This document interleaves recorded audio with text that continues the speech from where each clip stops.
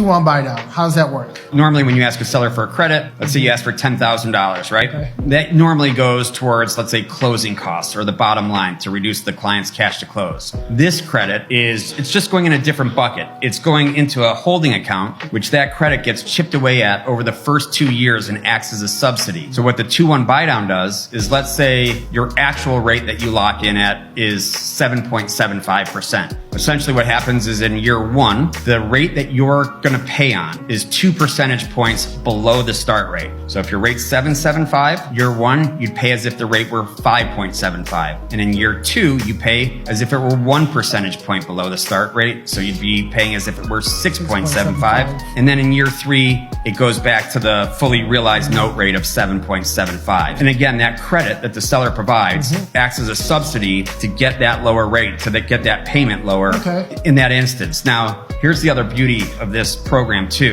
The thought is that, hey, within the next 2 years, rates should come down enough where we'll be given the opportunity to refinance and it'll make sense. Yeah, so what happens if you refinance in a year? Let's just say after year one, you've used $6,000 of that $10,000 credit. So you got $4,000 remaining and the time is right to refinance. That $4,000 just doesn't disappear. You'll actually be able to take that remaining credit and either apply it towards the principal balance, so just reduce your principal by that much, or you can use it towards closing costs.